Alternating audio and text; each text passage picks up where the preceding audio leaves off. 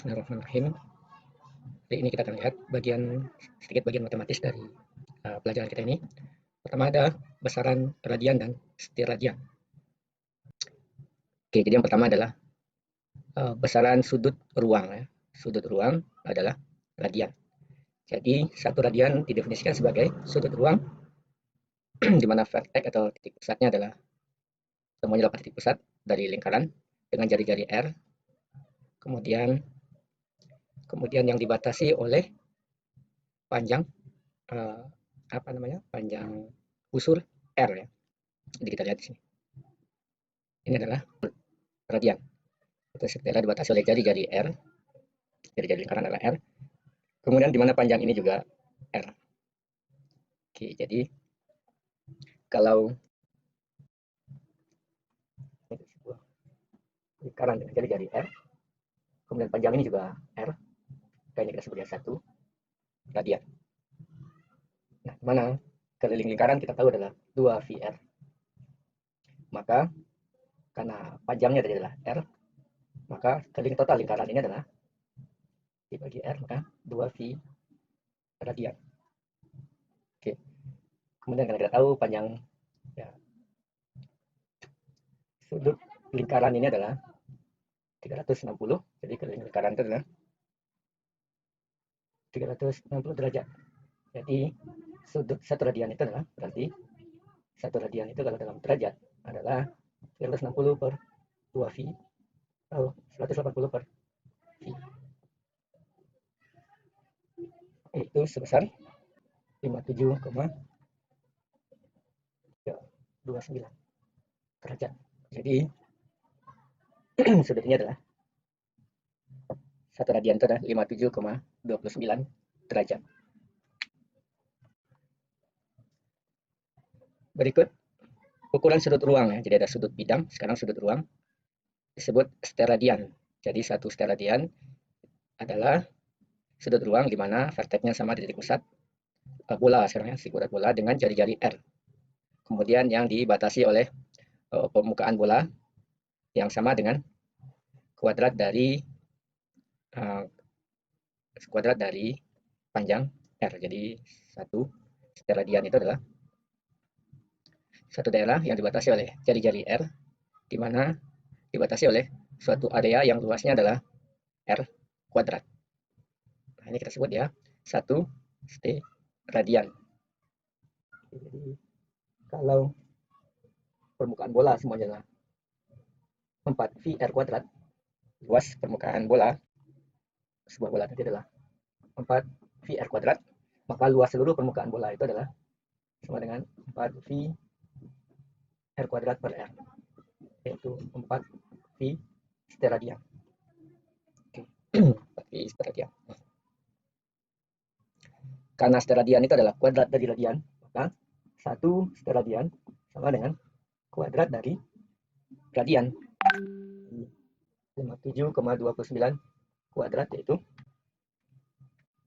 3282.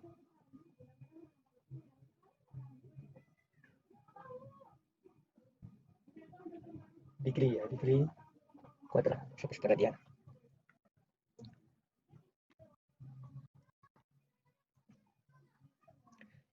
Nah, kemudian ini tadi ya, karena sebuah bola dengan jari-jari R, maka luas permukaan bola tersebut adalah 4V R kuadrat, maka luas permukaan bola seluruhnya adalah 4V steradian, yaitu 4V per R kuadrat per R kuadrat. Ya, dalam sebuah bola tertutup. Nah, kita lanjutkan. Jadi ada infinitesimal area, ya, jadi area yang sangat kecil. Kalau luas permukaan bola semuanya adalah A, maka area kecil ini disebut ya dA, atau turunan dari A. Nah, ini sudah kita lihat dulu di medan elektromagnetik, sebuah daerah yang dibatasi oleh bujur sangkar kecil, itu luasnya adalah ini. Jika ada sebuah bola, ini kita ingatkan lagi koordinat bola, satu titik dinyatakan berada pada jari-jari R, sudut sebesar θ, pada arah ini sebesar θ, sedangkan pada arah azimut sebesar V. Nah, ini sudah kita tunjukkan dulu bahwa luasannya ini adalah bahwa panjang busur ini adalah R sin theta dV. Jadi tugas Anda adalah tugas hal ini yang pertama. Coba lihat lagi catatan medannya. Kenapa ini menjadi R sin theta dV? Kemudian panjang sisi ini adalah R d theta. Sehingga luasannya adalah menjadi permukaan kecil pada sebuah permukaan bola adalah, yaitu tadi panjang ini adalah R d theta, sedangkan ini adalah R sin theta dV. Itu tugas Anda jelaskan lagi nih, kenapa seperti ini. Sehingga luasannya adalah panjang ini kali panjang ini, berarti itu luas ini A adalah R kuadrat sin theta d theta dV. Ini kita tunjukkan dari medan elektromagnetik. Nah, maka ini kita dapatkan luas kecil yang dibatasi oleh area A, di mana A-nya ini juga adalah R kuadrat berarti luasannya adalah, kalau ini adalah R, ini adalah N, maka luas area ini adalah R kuadrat. Nah, kita tahu luasan kecil tersebut luasnya adalah R kuadrat sin theta d theta dV. Nah, kalau kita nyatakan luasan ini dalam sudut ruang, maka di sini dilambangkan dengan d omega, maka ini dr ya, d omega, berarti ini dibagi R kuadrat, yaitu sin theta d theta dV. Jadi elemen sudut ruang dari sebuah bola dapat dinyatakan sebagai d omega dalam steradian.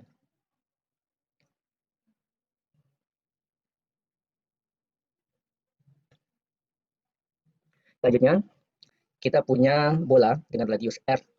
Tentukanlah omega A ya. Sudut ruang omega A di dalam radian atau steradian. Dalam radian kuadrat, tadi radian kuadrat sama dengan steradian. Dari spherical cap, jadi sebuah tutup bola pada permukaan bola pada kutub melalui kutub utara yang didefinisikan oleh theta 0 derajat, dari theta dari 0 sampai 30 derajat, sedangkan V-nya dari 0 sampai 180 derajat. Mengacu pada gambar 21 dan 2.10. Oke, pertama kita lihat secara langsung. Ya, tinggal kita, kalau kita tahu tadi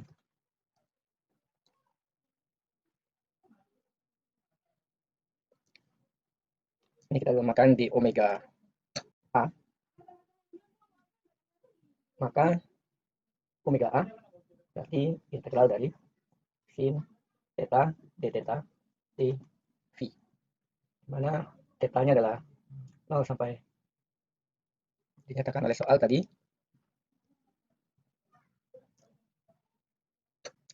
theta-nya adalah 0 sampai 30 derajat, dan ini adalah 0 sampai 180 derajat. Nah, ini silakan Anda masukkan. Pertama terhadap d theta, ini terhadap V, ini dV, ini ini Anda integralkan, ini Anda hitung ulang. Tugas nomor 2 ya. Jadi bukan ini aja hasilnya, tapi Anda tulis lagi, tak langsung seperti ini. Masing-masingnya ini Anda kembangkan lagi sehingga didapatkan hasil seperti ini. Nah, kemudian bahwa omega A ini dapat didekati dengan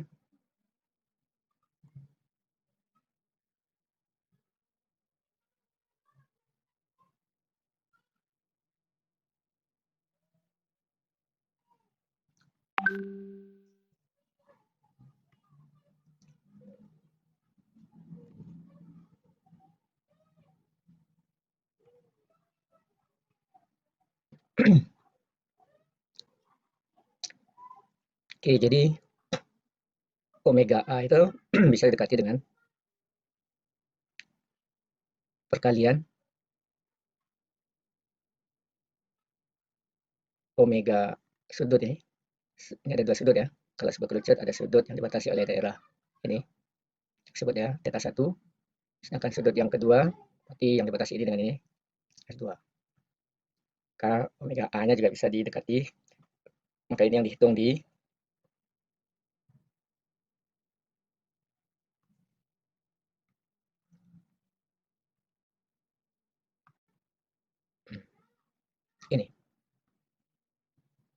Nah, ternyata selisihnya ada. Jadi dengan pendekatan, maka sudut ruang dari sebuah pola radiasi atau beam adalah kira-kira 31,23% kesalahannya. Jadi yang tepat itu adalah semakin mendekati ini.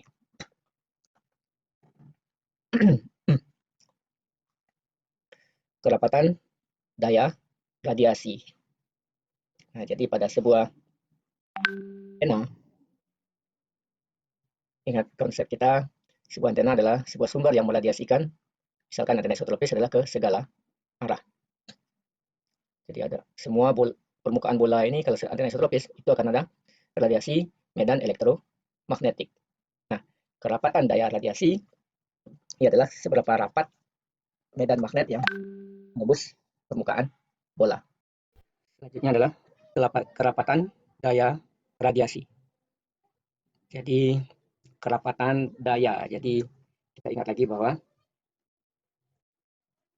istilah kita di perangkat listrik, daya itu adalah V kuadrat per R.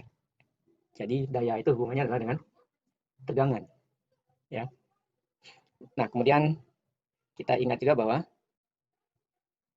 tegangan itu muncul adalah karena adanya beda potensial antara dua titik. Jadi kembali lagi bahwa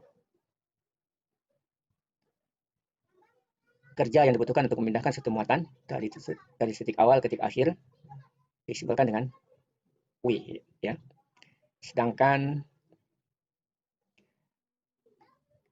intensitas medan adalah gaya dari satu satuan muatan uji yang kita kenal dengan potensial, yaitu V adalah ini W per T, ya. Jadi ini saya pelajari pada medan EDL, ya, pada lintasan L. Jadi ini sebenarnya adalah usaha per satu muatan yang kita butuhkan untuk memindahkan muatan. Itu yang tersebut dia beda potensial. Misalkan biar bermanfaat kita belajar medan, jadi ketika kita belajar ini, ya kembali lagi kita review ini. Walaupun medan yang dimaksudkan di antena adalah medan dinamis, ini kita baru sampai medan statis. Ya, silakan sambil jalan belajar antena, kita kembali review medan elektromagnetik. Nah, kembali lagi ke sini.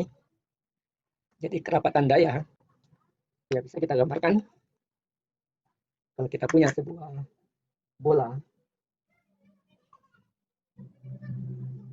Nah, jadi kemudian ada medan muatan di sini yang bergerak seperti ini, menembus bidang ini. Ya, ini mengingatkan kita lagi bahwa ada kerapatan muatan di seluruh permukaan bola. Jadi berarti sama saja, berarti kerapatan daya, yaitu berarti kerapatan muatan yang mengakibatkan daya ini tadi. Jadi biar agak mudah membayangkan apa yang sedang kita bahas. Oke, jadi gelombang elektromagnetik digunakan untuk membawa informasi melalui media tanpa kawat atau media tertuntun seperti waveguide dari satu titik ke titik lain.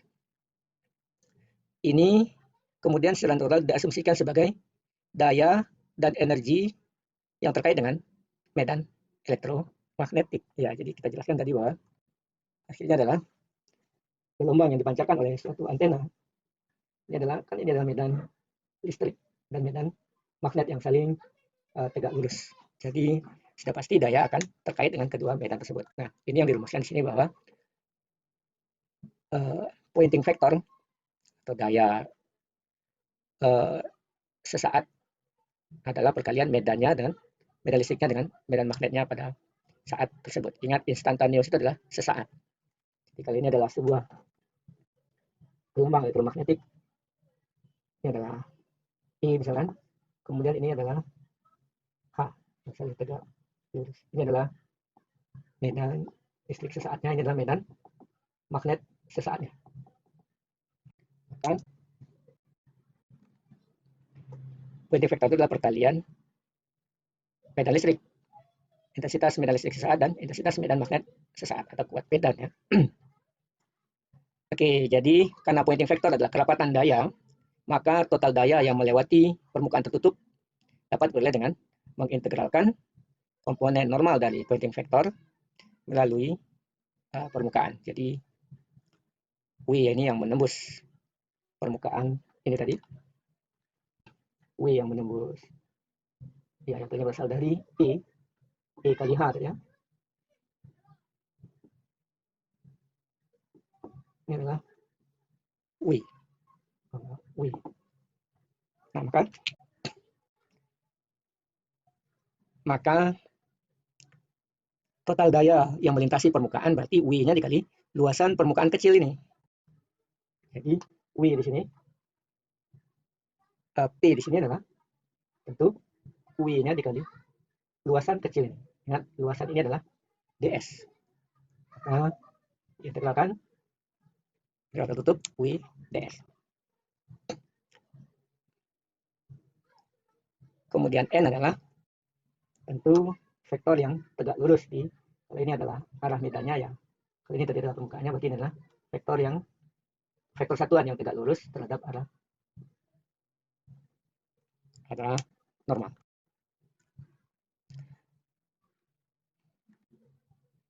Oke, karena dia medannya adalah medan statis, maka medannya digambarkan sebagai fungsi waktu yang berubah terhadap koordinat X, Y, dan Z. Oke, ini silakan Anda lihat lagi, kita langsung ke bagian bawah. Bahwa hasilnya adalah daya yang diradiasikan adalah W. Ini Anda lihat di atas, bahwa hasilnya adalah bagian real dari perkalian medan listrik dan konjugat medan magnet yang melintasi ruangan ini. Jadi minimal konsepnya berarti adalah daya yang diradiasikan adalah pada suatu luasan tertentu ya adalah perkalian dayanya dikalikan luasannya. Diketahui komponen radial dari kerapatan daya radiasi dari sebuah antena adalah ini, kerapatan daya radiasi adalah WR kali vektor AR, di mana WR ini adalah sin theta per L kuadrat A0, di mana A0 adalah puncak kerapatan daya radiasi, theta adalah koordinat bola, dan AR adalah vektor satuan arah radial. Tentukan total daya yang diradiasikan. Solusinya adalah untuk permukaan tertutup, sebuah bola dengan radius dengan jari-jari R dipilih. Untuk menentukan daya total yang diradiasikan, komponen radial dari kerapatan daya radiasi adalah radiasi diintegralkan melalui permukaan tersebut. Jadi ini kerapatan daya radiasi diintegralkan terhadap permukaan dA. Karena dA sudah kita tuliskan ulang tadi, R kuadrat sin theta d theta dV. Karena dia normal, maka vektornya adalah AR yang kita pilih. Keluar dari pusat bola dan tegak lurus terhadap permukaan bola. Dan ini ya harusnya diintegralkan ya. Saya belum lihat apakah di tugas kemarin sudah diintegralkan sehingga terbukti ini V kuadrat A0. Kemudian plot ternormalisasinya dari ini ditunjukkan kerapatan daya radiasi, tunjukkan di gambar 26.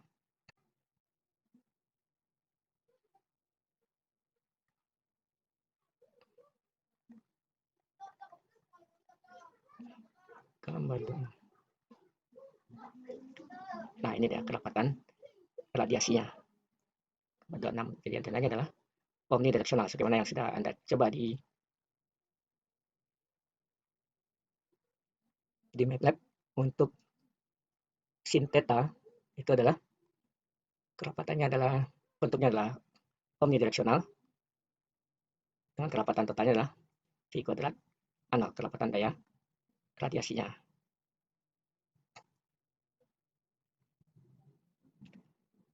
Sebuah antena isotropis atau radiator isotropis adalah sumber ideal yang meradiasikan serba sama ke segala arah. Jadi seperti bola. Jadi kalau ada titik, kemarin saya jelaskan pola radiasinya adalah seperti bola. Walaupun ini tidak ada secara praktis, ini menunjukkan bahwa antena isotropik itu adalah sebagai referensi untuk membandingkan antena yang lain. Jadi karena bentuk simetri dari radiasinya, maka pointing vector bukanlah fungsi dari koordinat bola, yaitu theta dan V. Jadi untuk antena isotropis ya, karena dia bulat. Jadi konstan dia terhadap theta dan V. Kemudian tambahan lagi bahwa hanya ada komponen radial, sehingga daya total yang diradiasikan untuk antena isotropis adalah, ini adalah kerapatan daya radiasi isotropis kali luasannya, yaitu ARW0. Kemudian karena luas permukaannya adalah 4VR kuadrat, Ya, makanya maaf, ini di mana W0 adalah ini.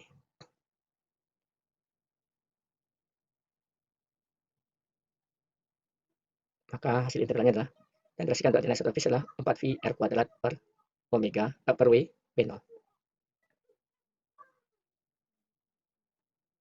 Berikutnya adalah intensitas radiasi. Oke, kita baca dulu bahwa intensitas radiasi pada arah yang diberikan didefinisikan sebagai kerapat daya yang diradiasikan dari antena per satu sudut ruang. Oke ya. Jadi intensitas radiasi adalah parameter di medan jauh. Medan jauh sudah kita definisikan di pertemuan kedua kalau saya. Dan dapat diperoleh dengan mengalihkan kerapatan radiasi dengan kuadrat jarak atau jari-jari ya. Secara matematik adalah intensitas radiasi adalah R kuadrat kali kerapatan daya radiasi.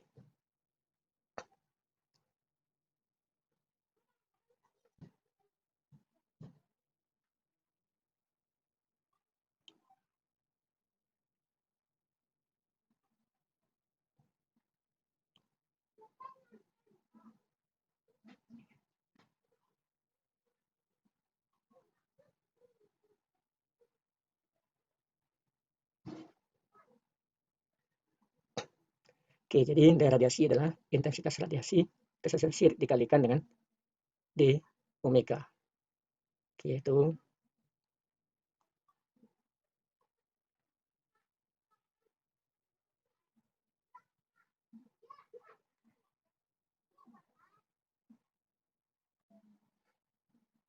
oke, jadi berdasarkan 212 maka total daya diperoleh dengan mengintegralkan intensitas radiasi sebagaimana pada persamaan 12 melalui seluruh sudut peluang 4V. Sehingga dituliskan sebagai ini. Di mana ini kita tunjukkan elemen solid angle di awal adalah sin theta, theta, dV. Oke, ini contoh, silakan Anda buktikan. Kemudian untuk sumber isotropis, maka intensitas radiasi akan ya tidak tergantung theta dan V. Sebagaimana kasus pada W yang kita jelaskan tadi. Sehingga 213 dapat ditulis ulang menjadi tegal tertutup dari U0. Jadi ini bukan isotropis, yaitu 4V. Intensitas radiasi isotropis.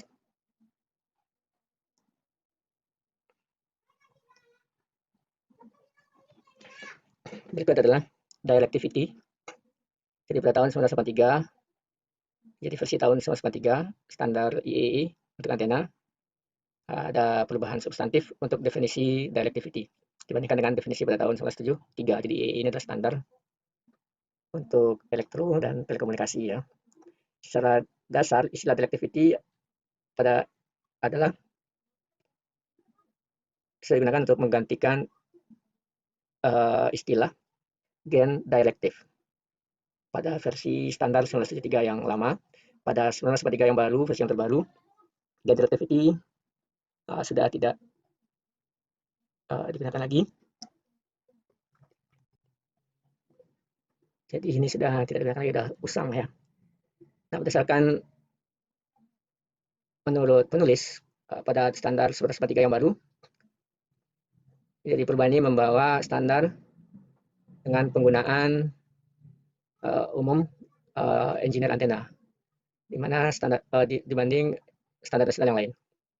Kita bahwa Komisi Elektrotechnical directivity dari sebuah antena didefinisikan sebagai rasio dari intensitas radiasi pada arah yang diberikan dari antena terhadap intensitas radiasi rata-rata pada seluruh arah. Jadi rata-rata intensitas radiasi adalah sama dengan total daya yang diradiasikan sebuah antena dibagi dengan 4V.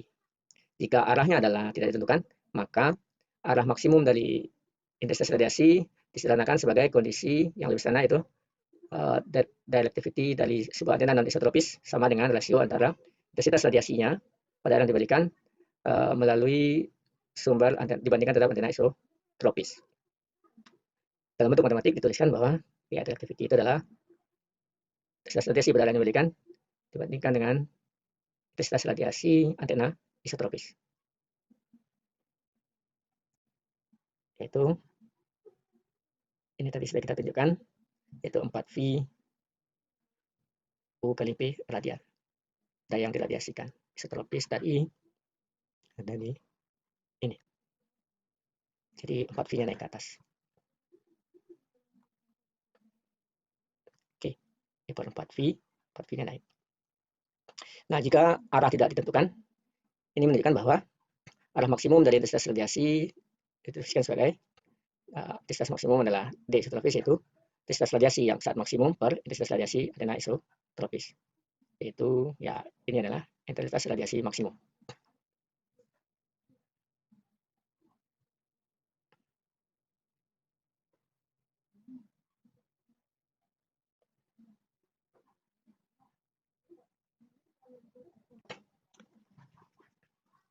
Nah, kita lihat contoh ilustrasi directivity maksimum. Tentukanlah directivity maksimum dari sebuah antena, di mana intensitas radiasinya adalah sebagaimana contoh 22.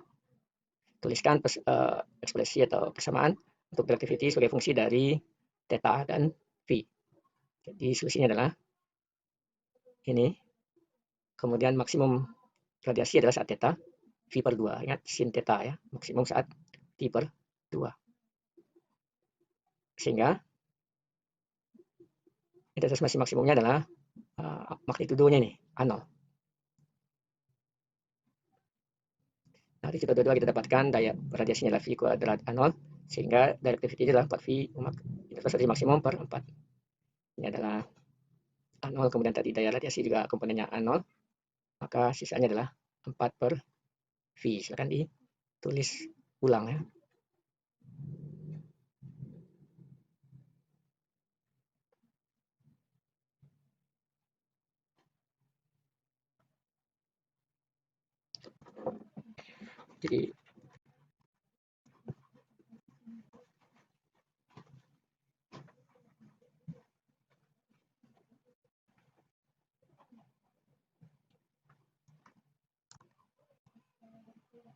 Jadi ini adalah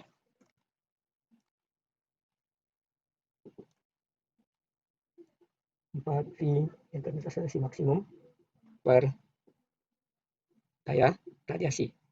Itu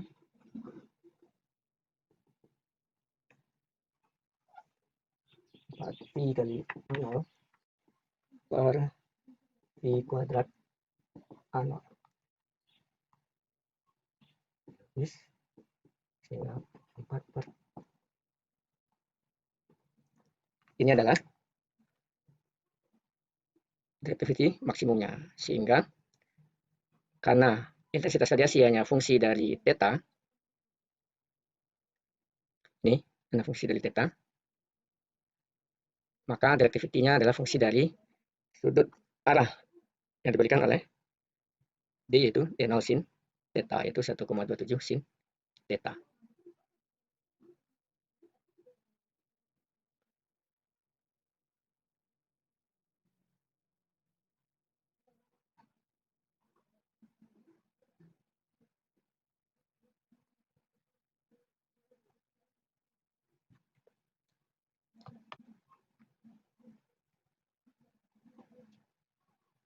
Oke, kita contoh lagi.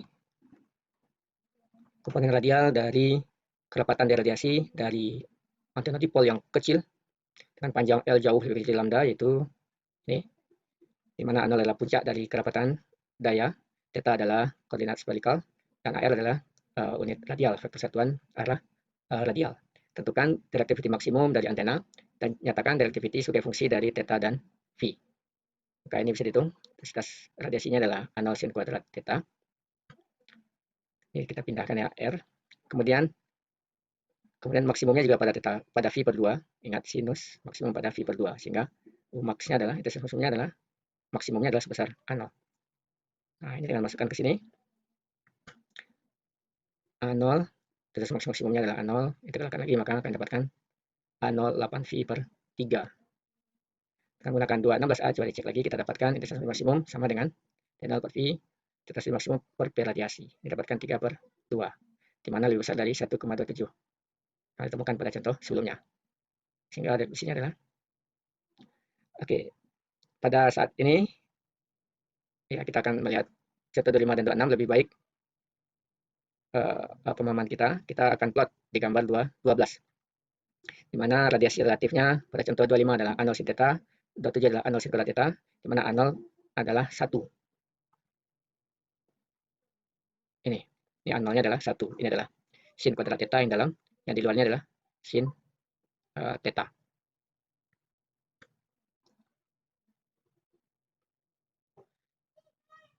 Di mana A0 adalah 1. Kemudian kita lihat kedua pola adalah omnidireksional, tetapi pada example 26 has more directional characteristic. Jadi ini lebih terarah ya. Ya, lebih terarah karena lebih sempit pada bidang elevasi. Karena directivity adalah menjelaskan bagaimana seberapa baik radiator mengarahkan energinya pada arah tertentu. Oke, jadi pada gambar 12, directivity dari contoh 26 adalah lebih tinggi dari contoh 25. Jadi ini directivity-nya lebih bagus ini dibanding ini. Untuk mendemonstrasikan directivity yang signifikan, mari kita lihat contoh lain. Antena dipol setengah lambda yang diturunkan dari ya nanti di bab 4 ya. Kita gunakan dulu, yaitu D-nya adalah D0 sin pangkat 3 theta, 1,67 sin pangkat 3 theta. Sehingga di mana theta adalah ukuran dari aksis sepanjang antena dipol. Harga ya nilai yang ditujukan pada 218 dan sebuah dry isotropis dengan D91 diplot 2 dan 3 dimensi dari gambar 213. Kita lihat. Nih. Ini antena dipol setengah lambda. Ini adalah antena isotropis. Sedangkan 3 dimensinya ditujukan di gambar 13b. Ini yang isotropis, ini yang dipol setengah lambda.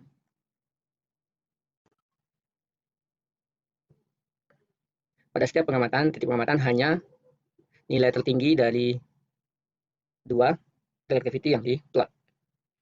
Ketika sin theta 1 per 1,7 ini, jadi theta-nya adalah antara 57,44 sampai 122,56. Jadi radiator dipol mempunyai directivity yang lebih besar pada arah tersebut dibanding antena isotropis. Di luar yang tersebut, antena isotropis lebih besar directivity-nya. Jadi ini menunjukkan pada sudut ini 574 dan sudut 6 directivity dipol lebih baik. Sedangkan pada luar itu directivity dari antena isotropis lebih baik.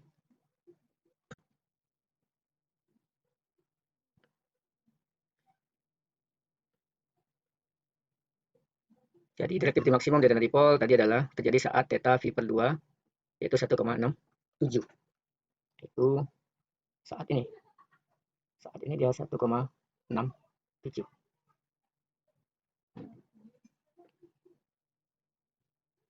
Nah, ini bisa di plot 3 dimensi yang sudah kita lakukan minggu lalu.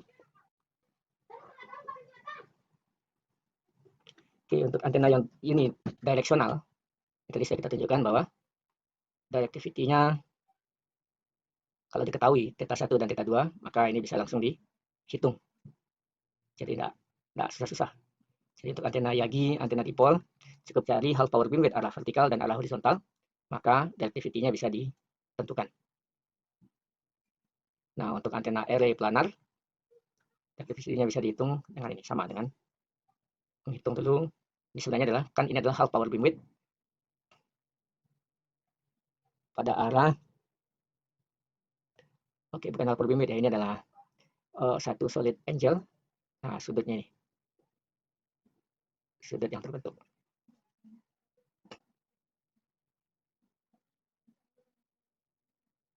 Oke, ini contoh. Intensitas radiasi dari main loop yaitu B0 cos theta, di mana B0 adalah intensitas radiasi maksimum. Intensitas radiasi eksis hanya pada ya bola atas ya. Jadi yang dibatasi oleh theta V per 2 dan theta dan V dari 0 sampai 2 V. Nah, ditunjukkan di gambar 15 ini ya. Jadi tetanya hanya dari 0 sampai 90, sedangkan V-nya adalah 360. Maka beam slit angle-nya secara eksak dan directivity maksimum menghasilkan 223 dan 226. Oke, ini langsung dihitung. Yang dengan rumus 224, ini yang menggunakan theta 1 dan theta 2.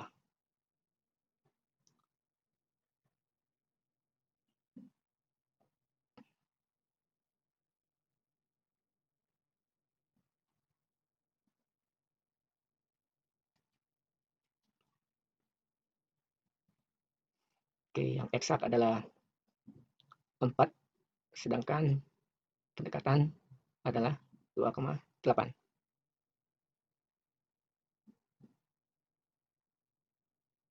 Oke, jadi untuk beam yang lebih sempit maka akan lebih akurat.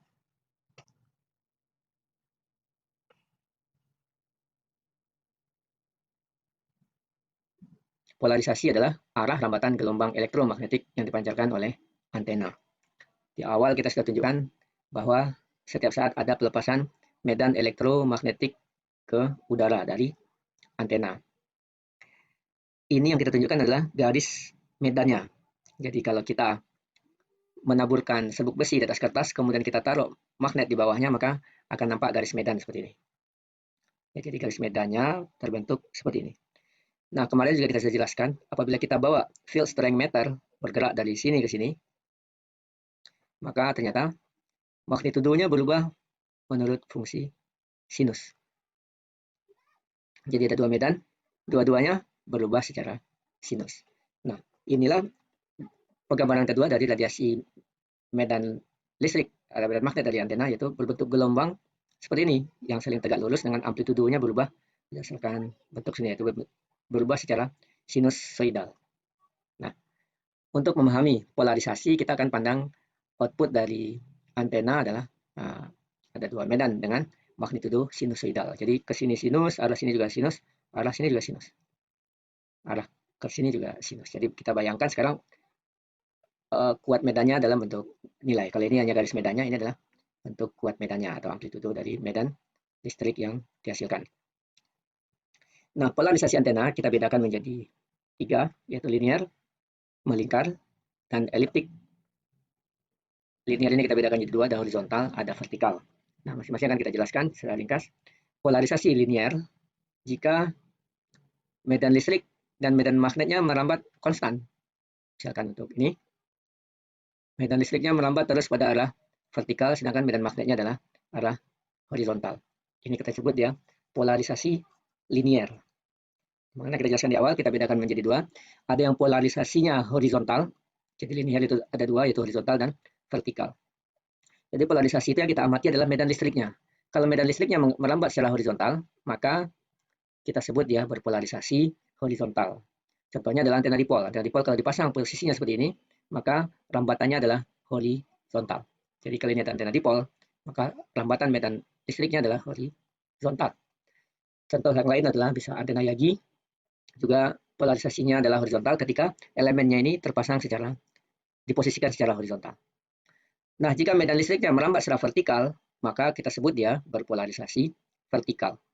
Contohnya adalah antena ini. Ini ada di lab, antena patch. Ini adalah antena horn. Jadi antena horn ini kita capturekan di sini bahwa walaupun sisi ini lebih panjang dibanding sisi ini, ternyata arah rambatannya adalah vertikal. Termasuk juga antena patch ini, walaupun ini mirip antena dipol, sisi ini lebih panjang dari sisi ini, tetapi ternyata arah rambatnya adalah vertikal. Jadi karena ini ada di lab, nanti bisa kita buktikan. Berikutnya adalah polarisasi melingkar atau sirkular.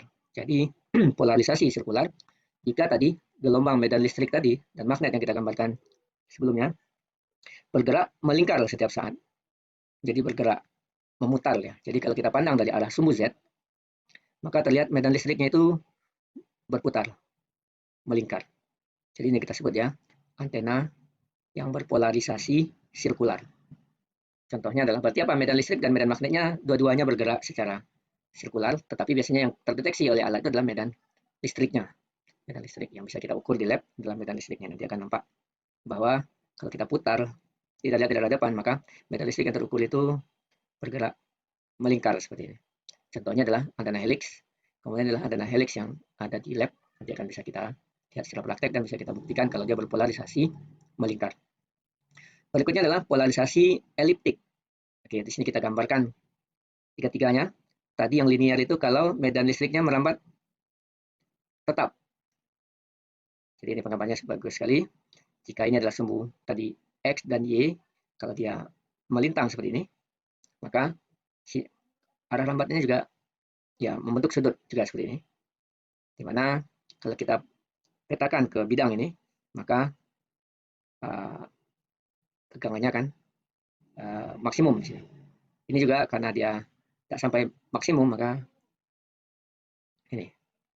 Nah, berbeda dengan sirkular tadi, karena medan listrik dan medan magnetnya bergerak melingkar, maka kalau kita pandang dari arah depan ini, dia membentuk lingkaran. Dimana kalau sirkular, tegangan yang kita proyeksikan ke sini, magnitudo yang diproyeksikan ke sini dan ke sini sama besar. Jadi dia ini seperti cincin apa tadi, kawat spiral tadi, yang mana kalau kita lihat di depan bentuknya lingkaran. Nah, eliptik sebenarnya juga adalah medannya juga bergerak memutar, tetapi setiap saat ya medannya magnitudonya tidak tetap. Sehingga ketika kita lihat melingkar, kita lihat dari arah depan ini penampangnya berbentuk seperti elips. Jadi bisa kita bayangkan dia melingkar, tetapi magnitudonya berubah terus sehingga penampangnya nampak seperti elips. Ini kita sebut ya elliptical.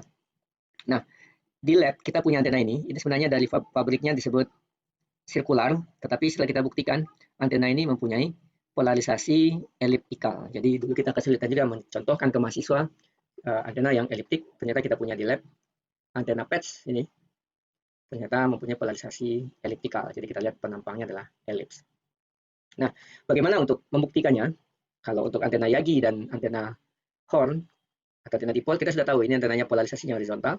Kalau ini tadi vertikal. Nah, bagaimana dengan antena yang mungkin baru kita buat di penelitian atau tugas akhir yang sama sekali kita belum pernah tahu polarisasinya, maka perlu dilakukan pengukuran. Nah, cara pengukurannya adalah kita tentu pasang kedua antena seperti ini. Ini misalkan adalah antena yang mau kita uji. Kemudian kita di penerima juga punya sebuah antena yang disebut ya test probe. Intinya ini dua buah antena. Kemudian ini terhubung ke alat ukur. Biasanya kita gunakan spektrum analyzer. Ini juga terhubung ke RF generator sehingga ada sinyal yang dipancarkan, ada gelombang yang dipancarkan oleh antena ini. Nah, berbeda dengan pengukuran pola radiasi, pada polarisasi ini diputar pada arah ini, bukan arah horizontal. Jadi kalau ini adalah sumbu Y, ini adalah sumbu X, maka dia diputar arah XY. Kalau ini adalah sumbu Z, biasanya kita mengarah ZX kita putar. Kalau pola radiasi horizontal kita putar, sedangkan test probe ini arah XY seperti ini. Nah, ketika kita putar per derajat, katakan 0 derajat, 5 derajat, seperti kita mengukur pola radiasi, maka antena akan menunjukkan polarisasinya akan terbentuk kira-kira seperti ini. Jadi daya yang terukur. Untuk antena yang linear, maka ketika diputar, maka medan listriknya tertangkap dari sini maksimum, minimum. Sini. Kemudian maksimum lagi. Itu menunjukkan bahwa medan listriknya hanya bergerak sejajar sumbu ini. Kita sebut ya linear. Kemudian kalau ketika diputar ini, arah XY, kemudian ternyata daya yang terukur konstan. Maka ini kita sebut ya polarisasi sirkular, melingkar. Nah, kemudian kalau polanya membentuk seperti ini, atau seperti ini karena skalanya kita perkecil biar nampak ini. Karena mengikuti skala ini, maka ini nampak seperti elips. Kalau polanya seperti ini, maksudnya daya yang terukur membentuk pola seperti ini, berarti antena yang kita ukur ini adalah mempunyai polarisasi eliptik. Jadi ini polarisasi, hati-hati ya. Ini maksudnya ketika kita melakukan pengukuran, ternyata daya yang terima akan membentuk pola tertentu. Artinya ini menunjukkan berarti medan listriknya selalu tegak lurus dengan sumbu ini, kita sebut linear. Kalau dia membentuk polanya seperti ini, kita sebut dia eliptik. Kalau konstan, sebut dia polarisasi sirkular. Oke, ini yang kita ukur di lab. Ini adalah antena helix yang kita lihatkan di depan tadi. Kemudian ini adalah antena patch. patch yang tadi kita tunjukkan sebelum ini. Dan ini adalah antena dipol dan antena horn. Jadi salah satunya vertikal, satu-satunya adalah horizontal. Oke, ini nanti akan kita tunjukkan di praktek. Oke, jadi tugasnya tadi adalah pertama adalah ini, memplot ini cukup satu perwakilan kelas saja, kita membuktikan biar semua tahu bahwa ternyata benar hitungan kita cocok dengan pengukuran. Jadi ini semua Anda plot dulu, kemudian dipindahkan ke Word, Anda print, baru Anda ukur polarisasi, half power beam width-nya. Kemudian tugas Anda yang kedua adalah Anda buat ringkasan mengenai materi kita hari ini, yaitu polarisasi. Jadi nanti hasilnya Anda, karena ini menunggu, ini saya tunggu minggu depan, ini sudah Anda upload dan sudah Anda ukur polarisasinya, half power beam width-nya. Sementara yang untuk tugas ringkasan harus dikumpul hari ini, paling lambat sebelum jam 17.00 nanti.